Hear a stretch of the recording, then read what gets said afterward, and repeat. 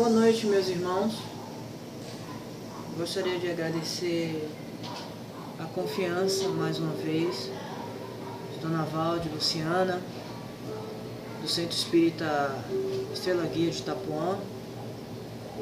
Gostaria de agradecer principalmente a espiritualidade, a nossa mentora da casa, nossa querida irmã Bárbara, né, por mais essa confiança, né, que tem em nós. Vamos falar então sobre Livro dos Espíritos, segundo livro, capítulo 2, o objetivo da reencarnação. Bom, primeiro que o objetivo principal que vem à cabeça de qualquer espírita sobre a reencarnação é a evolução. É aquilo que nos permite seguir, né, em frente dentro de um parâmetro, condições, né, para que nós possamos evoluir, e isso demonstra, sendo para todos, obviamente, todos os espíritos, demonstra a justiça divina e explica aos cristãos, que até então não tinham uma explicação, de como funciona a justiça divina, né? Como funciona a justiça divina, que era um grande questionamento dos cristãos que tinham algum tipo de, digamos, veia questionadora, né? E sempre perguntava sobre isso. Mas vamos até aqui ao objetivo principal da palestra, que é o objetivo da reencarnação. O capítulo 2 do livro 2 do Livro dos Espíritos diz assim: da encarnação dos espíritos, objetivo da encarnação, que seria da reencarnação, né? A alma, o materialismo. Objetivo da encarnação ou da reencarnação.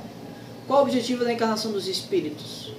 Pergunta Kardec, e os espíritos respondem: Deus lhes impõe a encarnação como fim de fazê-los a chegar à perfeição. Para uns é expiação, para outros missão ou prova. A gente vai ver mais à frente a diferença. Mas para alcançar essa perfeição, tem que sofrer todas as vicissitudes da existência corporal. Nisso é que está a expiação. Visa ainda outro fim, a encarnação: o de pôr o espírito em condições de suportar parte que lhe toca na obra da criação. Opa! Existe uma obra muito maior que a encarnação individual e que nós concorremos para esta obra. Para executá-la é que cada mundo toma o espírito um instrumento de harmonia com a matéria essencial deste mundo, ou seja, o fluido vital, a fim de aí cumprir daquele ponto de vista as ordens de Deus. É assim que, concorrendo para a obra geral, mais uma vez é geral, não é individual, ele próprio se adianta, aí sim a parte individual. Complementa Kardec: a ação dos seres corpóreos é necessário para a marcha do universo. Deus, porém, na sua sabedoria, quis que nessa mesma ação eles encontrassem um meio de progredir e de se aproximar dele.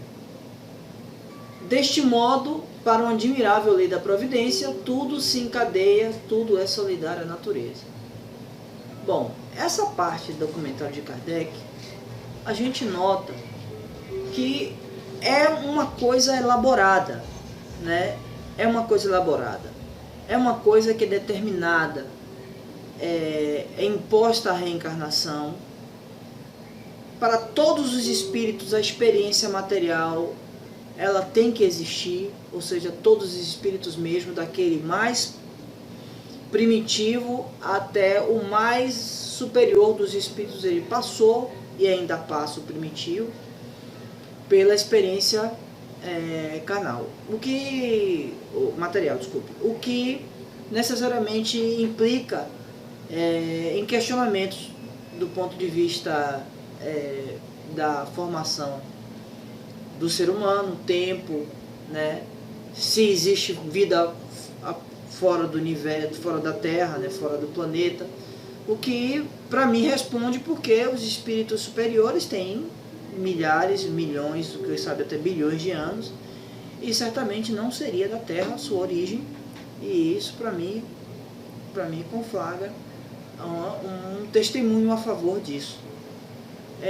Quando Kardec comenta a ação dos seres corpóreos é necessária à marcha do universo, significa que nós somos influenciados, influenciamos a criação da mesma forma.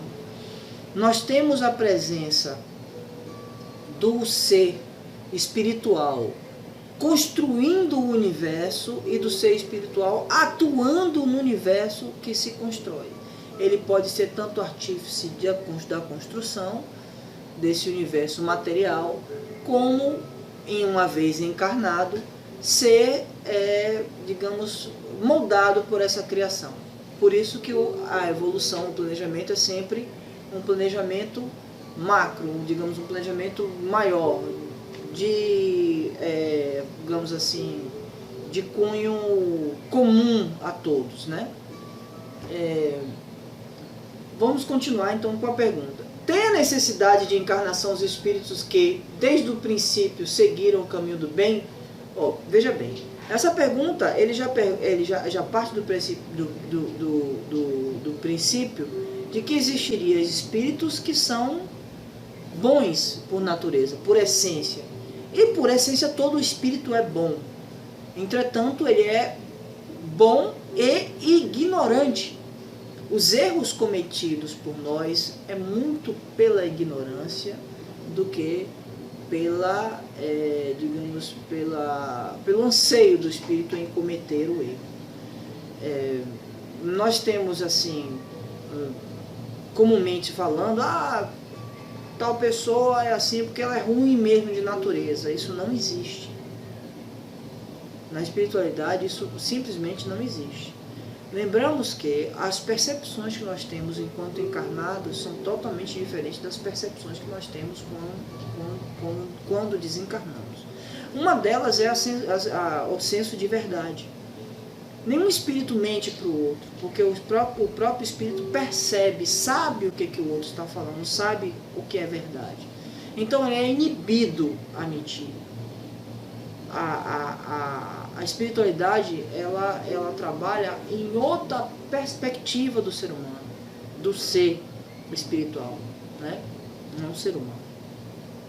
Então essa pergunta vem muito por isso, por uma visão carnal, por uma visão material, não uma visão espiritual. Eis que o espírito responde da seguinte forma: todos são criados simples e ignorantes e se instruem nas lutas e tribulações da vida corporal. Deus, que é justo, não podia fazer felizes a uns sem fadigas e trabalhos, consequentemente sem mérito. Ou seja, todos os espíritos passam por esta provação, por esta prova.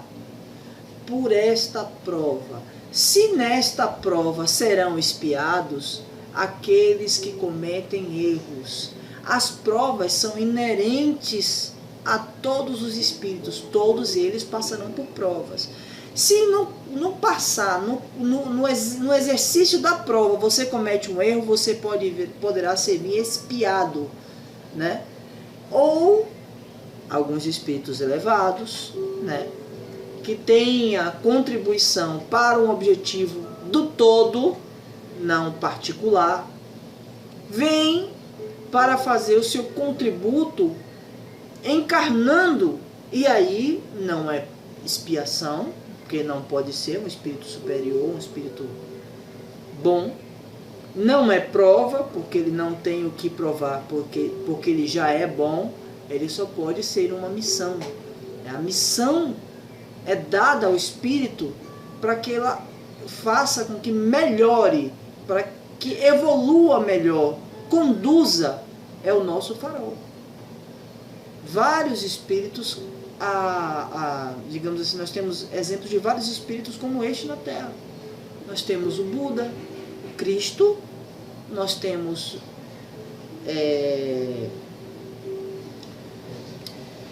Mahatma Gandhi, né? Nós temos Madre Teresa do Calcutá, Chico Xavier, o Divaldo Franco, a Irmã Dulce, né?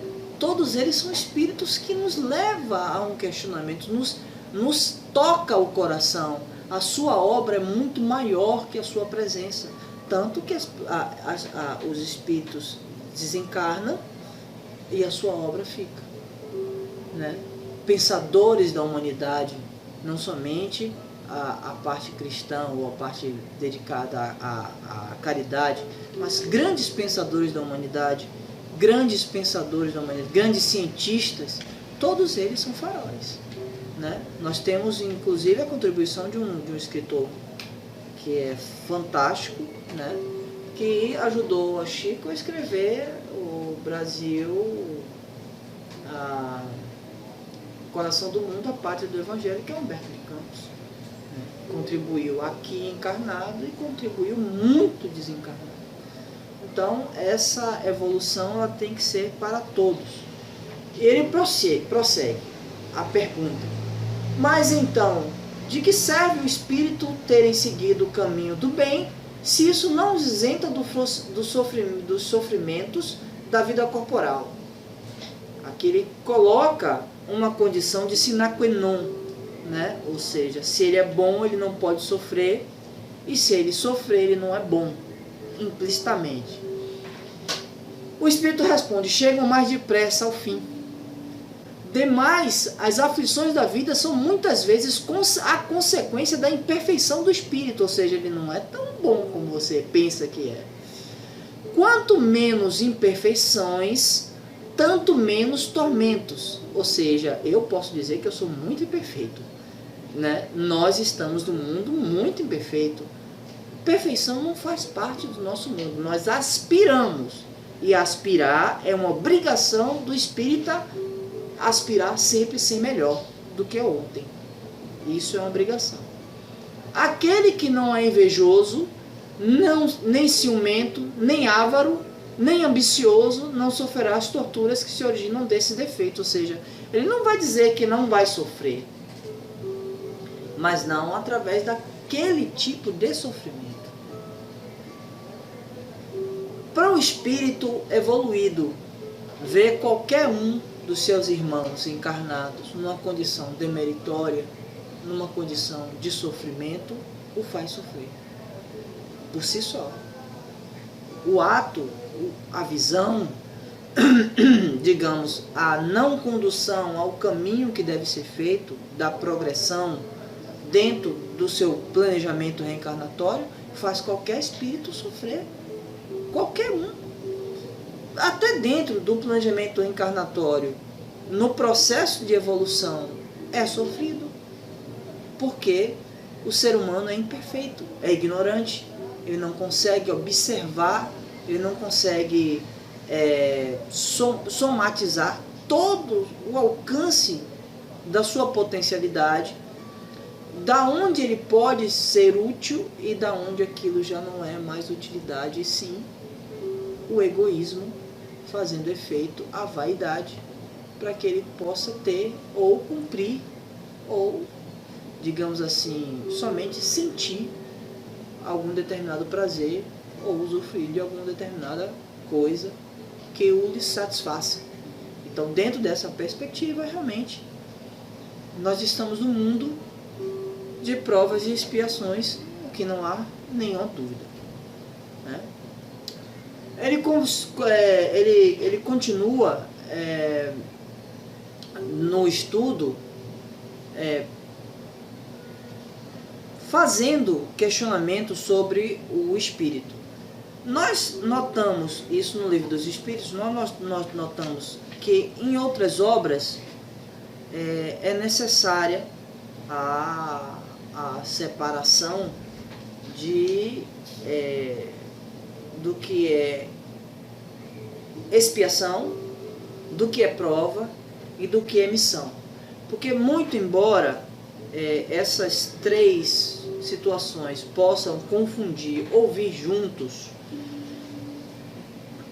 no planejamento encarnatório eles são extremamente diferenciados. Você pode ir para uma reencarnação de expiação e ter várias provas. Você pode ter uma reencarnação de provas e ser expiado, porque durante aquela encarnação você cometeu erros que devem ser resgatados. E você pode, numa missão, ter provas e expiação. Ah, mas não seria uma contradição porque uma missão, você falou que é de um espírito superior? Todo espírito superior que encarna no mundo de prova e expiação, ele cumpre uma missão. Mas nem toda missão é para um espírito superior, né? Então, dentro dessa perspectiva, ele pode ser, dentro de uma missão, ele pode cometer algumas falhas que possam vir a ser expiado, ou algumas provas que o próprio espírito solicita para que seja mais fácil o seu adiantamento, né? Então, vamos cá. No Livro dos Espíritos, desculpe, no Livro dos Espíritos não, na Revista Espírita de setembro de 1863, na parte de questões e problemas, Allan Kardec responde um questionamento de um leitor, e ele coloca assim: o processo encarnatório é uma imposição divina para a evolução dos espíritos sobre as formas. 1. Expiação. 2. Missão / prova. Ele não separa que missão de prova, mas mais à frente a gente vai notar que existe uma diferença entre missão e prova. Bom, a expiação é um pagamento de dívidas passadas, sofrimento das vicissitudes da existência corporal, e implica necessariamente a ideia de um castigo mais ou menos penoso, resultado de uma falta cometida. Então, nós estamos sendo expiados porque nós cometemos numa encarnação passada, ou até nesta encarnação, uma falta, um erro grave. Que tipo de falta e que tipo de erro grave é que dá a ideia de ser mais ou menos penoso, né? Ou seja caracterizado de forma mais grave ou menos grave o resgate que a gente vai ter que passar, né, pela tribulação para poder resgatar isso. Missão ou provas são determinações específicas com as quais o espírito encarnado tem que passar para provar o seu adiantamento, né? Aí, no caso, seria uma prova. A prova implica sempre de uma inferioridade real ou presumível, porque o que chegou ao ponto culminante a que aspira, mas não necessita de provas. Vamos assim, fazer uma forma mais inteligível de entender isso. Quando ele fala assim, que implica sempre uma inferioridade real, é que a prova significa que você ainda não chegou no estágio de não tê-la mais, de não ter que mais passar por ela. Então, você está no estágio inferior, né? Ou presumidamente inferior, para que a prova lhe alce a condição de um espírito melhor, de uma espiritualidade melhor, um espírito bom. O espírito bom não faz prova, né? E a missão, qual é a missão? Por exemplo, você tem vários casos de missões. Notadamente é mais fácil a gente explicar, por exemplo, quando a gente coloca um quadro, por exemplo, de uma criança que veio com digamos assim, um espírito que veio com uma síndrome de Down, né? Ele veio com determinado problema que faz com que as pessoas que estão ao redor dele se melhorem, vibrem em outro tipo de energia, para que essa pessoa não seja acometido pelas vicissitudes do mundo. Então ele aglutina as pessoas em outro objetivo. Para os outros é uma prova, porque você vai ter que abdicar de algo da sua vida para assistir aquela pessoa. Para ele é uma missão. Muito embora pode ser também encarado como uma expiação. Veja como é para gente, para nós encarnados, é difícil distinguir, porque a nuance é muito pequena. Para mim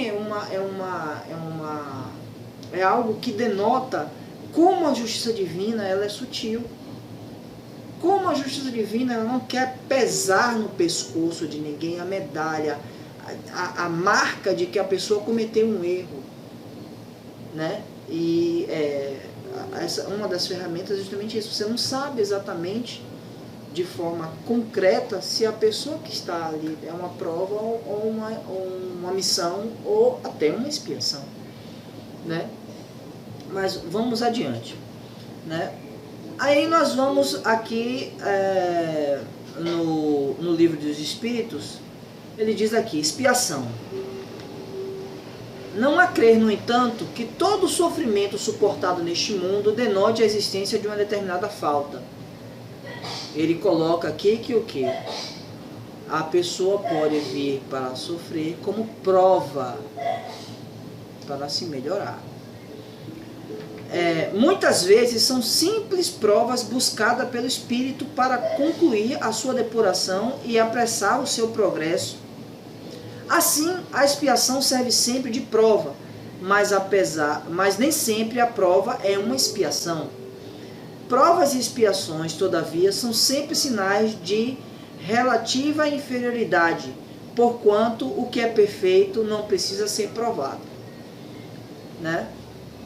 As missões, você pode pegar, por exemplo, no livro do Espírito, nas perguntas 573, 575, 579, 76, e eles dão uma medida exata de missões, que é muito mais fácil você identificar, por exemplo, com exemplo do que uma missão, quando você pega pessoas que são expoentes da nossa sociedade e que trouxeram à sociedade uma evolução, uma parte evolutiva muito boa. Podemos dizer até que salvaguarda algumas características mais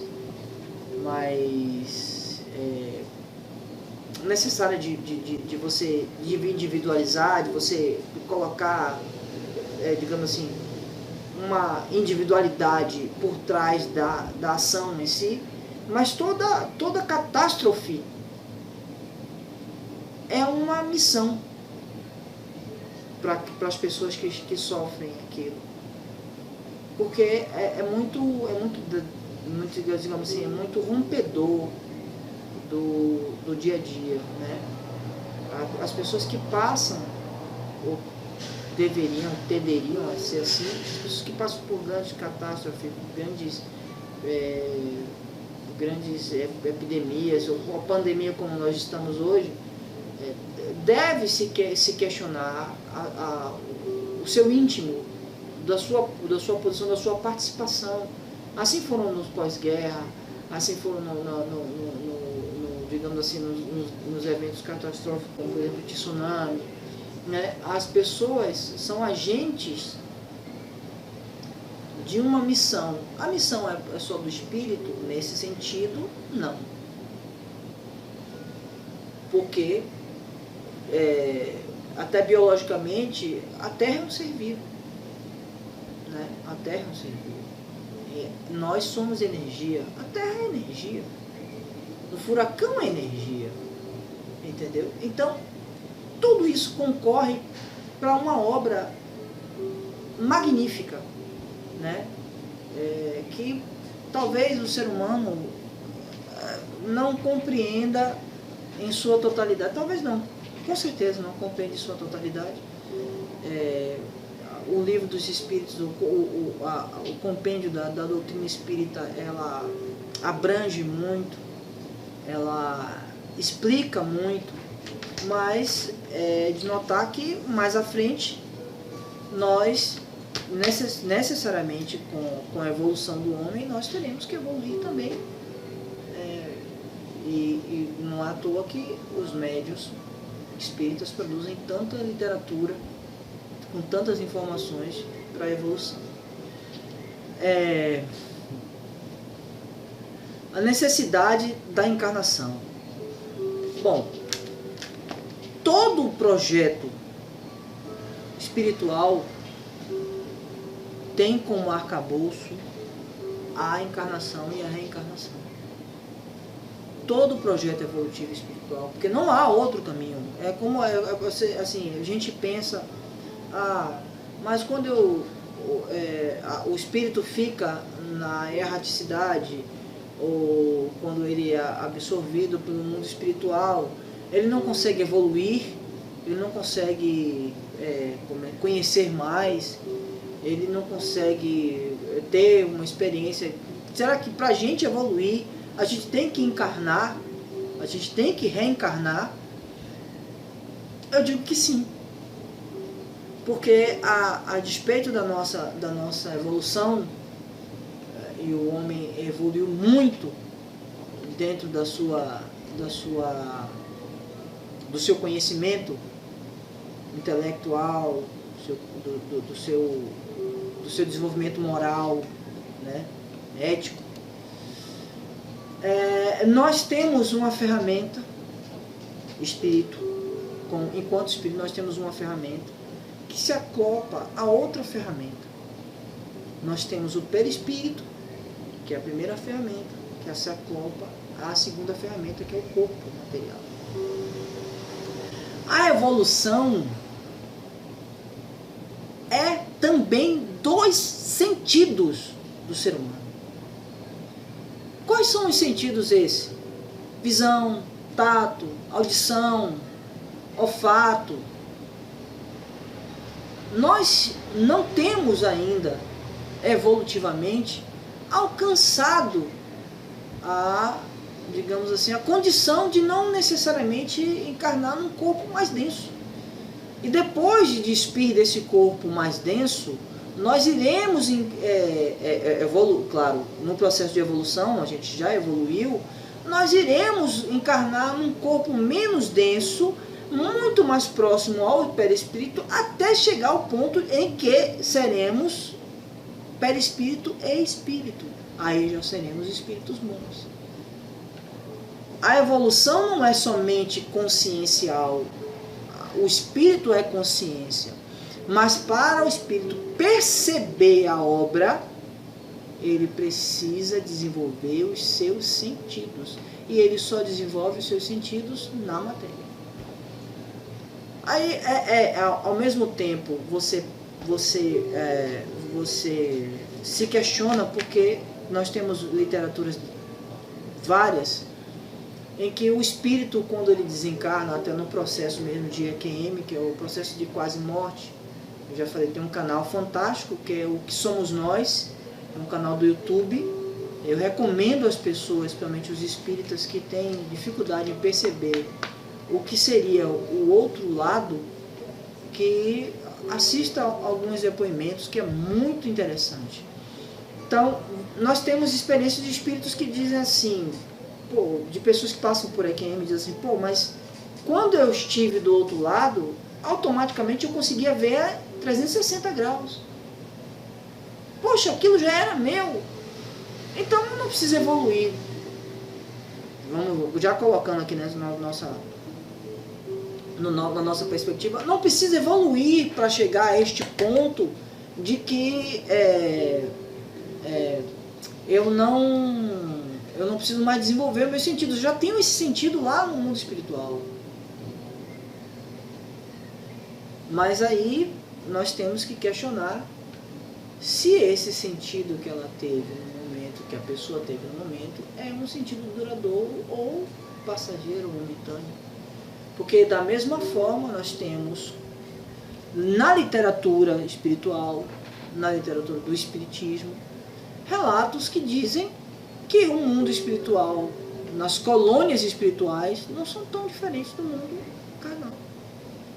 A diferença é que você não tem o princípio da maldade, mas você precisa evoluir. E você não consegue evoluir as percepções, você não consegue evoluir o convívio quando você não encarna. É um processo de evolução.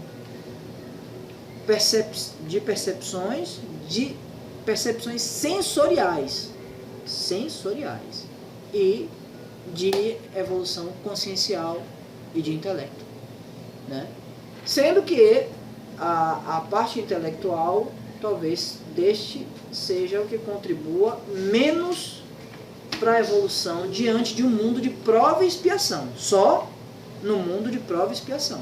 Porque no mundo de prova e expiação você precisa principalmente vencer os seus desejos, os seus impulsos primitivos.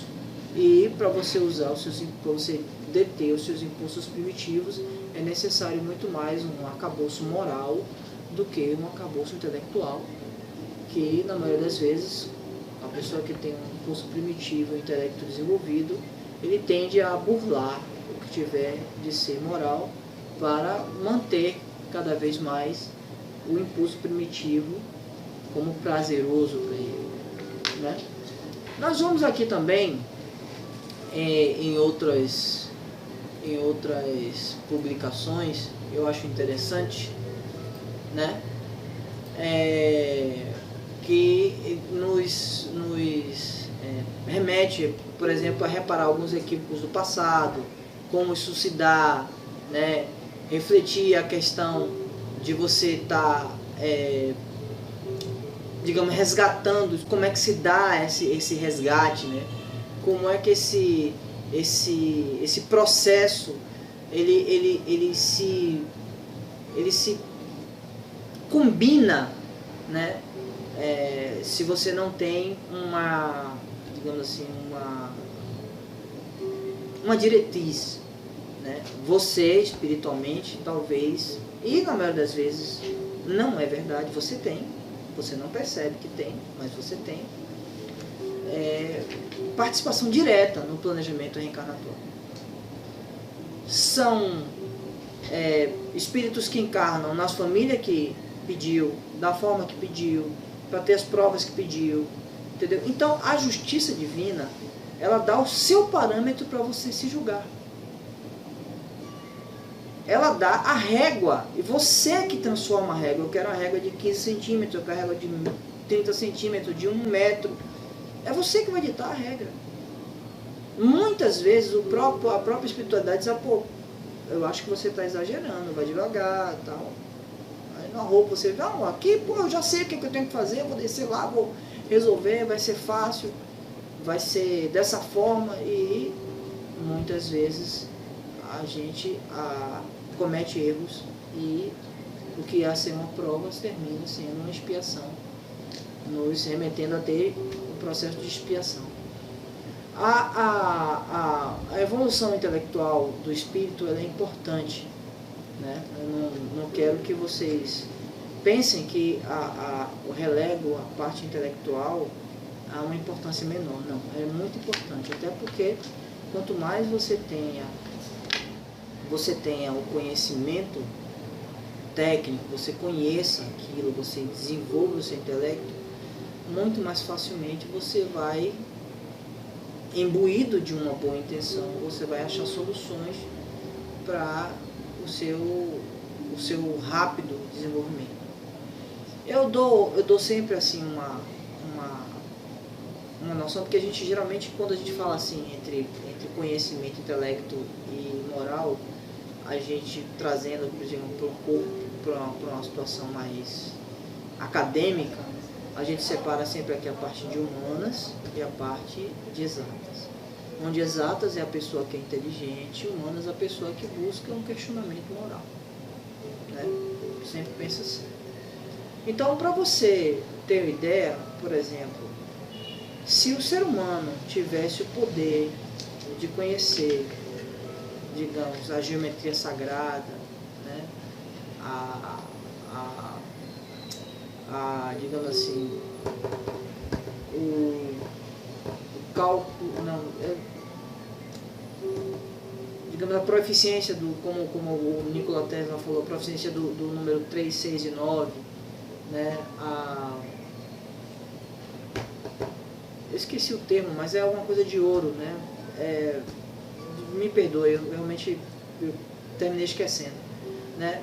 E entenderia matematicamente como seria o universo, porque inclusive todo o avanço que a gente está tendo na pesquisa do universo, ela é sempre feita de forma matemática. A imagem, inclusive, que você recebe, que geralmente as pessoas veem, ela é um cálculo matemático, né? Seria fantástico. O ser humano evoluiria muito em conhecer matematicamente, né? Mas ele teria enormes dificuldades de perceber emocionalmente o que aquilo significa, né? E o mundo pulsa por energia. Energia não é matemática, energia é emoção. Seu coração é o órgão da energia, seu cérebro é o órgão da matemática. Seu coração é chamado segundo cérebro, porque quando ele não energicamente influi ou está em sintonia com o ambiente, por mais que o seu cérebro raciocine matematicamente, ele jamais vai conseguir encontrar uma solução. Então, a harmonia, o equilíbrio entre o seu coração, que são as suas emoções, que é o seu lado moral, que é o seu lado sensível, deve estar em conjunto com o seu lado de cálculo, de raciocínio lógico, que às vezes as pessoas condenam como uma coisa fria, né, exata. Ela tem que estar em comum para que haja evolução.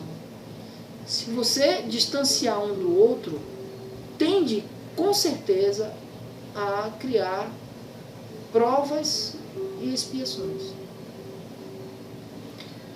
O ser humano, quando ele busca o equilíbrio, ele está equilibrado no seu processo encarnatório, no seu processo reencarnatório, ele consegue, dentro de um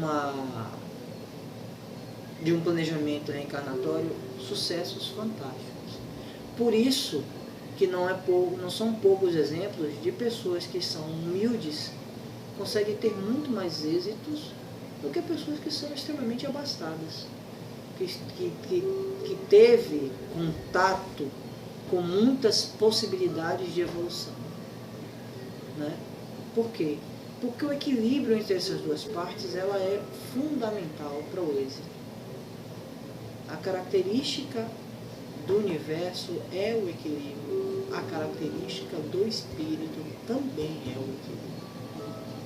O universo é semelhança da vontade dos espíritos, porque são os espíritos que, como instrumento divino, criou o universo.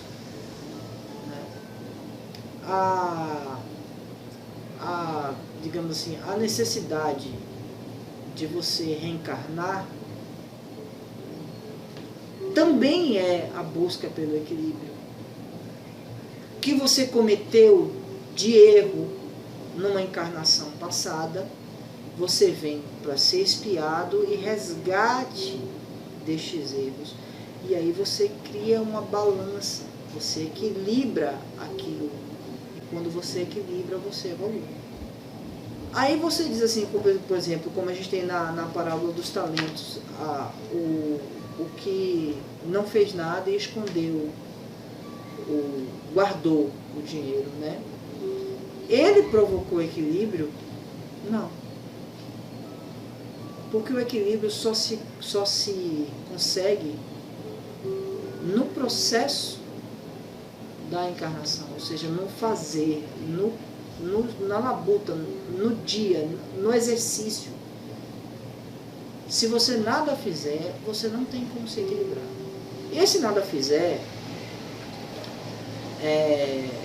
não é assim, a gente pensa sempre que a parte do fazer para para o encarnado é sempre algo material, né? Fulano tal teve êxito na sua vida, pô, ele saiu, deixou um bocado de coisa, conseguiu, conquistou, fez, contribuiu. Não. A maior batalha que o ser humano encarnado, que o espírito encarnado tem, é dentro do seu próprio cérebro, dentro do seu próprio eu. A pior, digamos assim, tarefa que o encarnado, que o espírito encarnado tem, é vencer a si mesmo. É vencer os seus vícios, é vencer as suas más,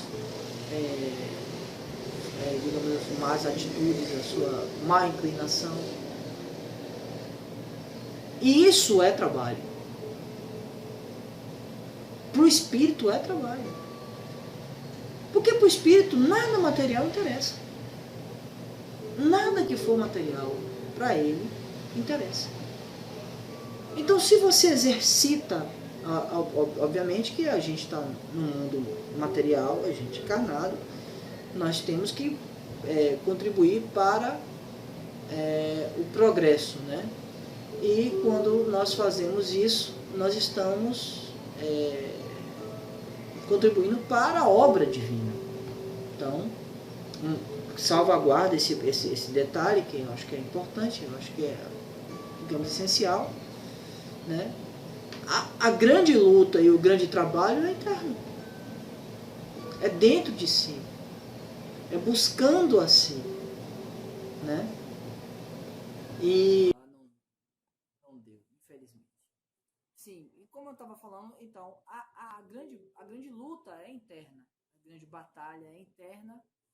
E de uma forma contributiva, a resolução dessa luta interna contribui para o equilíbrio externo, ou seja, nossas ações, os nossos pensamentos, a gente se liga, a sintonia que a gente propõe e a gente expõe para o mundo, tudo isso é um contributo individual para o coletivo que faz com que o mundo, assim como você, evolua, e você é responsável sempre pelos aqueles que você cativa. E isso é digamos assim, dito geral. Para finalizar, e eu peço desculpa a todos aí, porque é realmente improvisado, me perdoe. Eu tentei até ajeitar aqui o computador, mas eu não consegui ferramentas e posso dizer que sem uma webcam e sem o microfone ficou bem praticável, né? Porque as coisas seriam bem melhores se eu tivesse essas ferramentas, mas infelizmente eu não consegui ajeitar. Me perdoe. Então, para encerrar, vamos colocar aqui, ó, características da expiação sempre dolorosa e sempre ligada a uma falta, né? A característica da prova não está vinculada a uma falta, não é sempre dolorosa, embora possa ser, representa sempre a luta para um crescimento pessoal. Assim também como a expiação, depois que você resgata, faz o ser humano crescer, o espírito crescer. E a característica da missão, tarefa específica, ou seja, dada a determinados tipos de espíritos, né? Notadamente aquele que tem, por exemplo, vou dizer, ser médium é uma missão. Né? E você recusar a missão de ser médium é complicado com o espírita, né? Pressupõe certa condição evolutiva prévia, objetivo melhoramento de algo ou alguém. Esse algo você coloca sempre como um todo, como um espectro de comum de uma região, do planeta, né? E, sendo assim, né, dentro do que a gente pôde estudar, né, do que a gente pôde ler e conhecer, né, eu agradeço mais uma vez a colaboração. Peço desculpa por seu vídeo estar dividido, né, me perdoe. Eu gostaria muito de ter feito isso com a contribuição de vocês, porque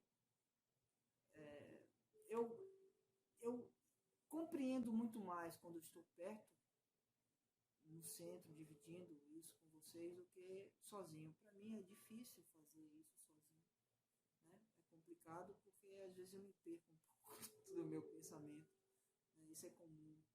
Quando a pessoa quer falar muita coisa ao mesmo tempo, geralmente não consegue falar muita coisa que seja aproveitada.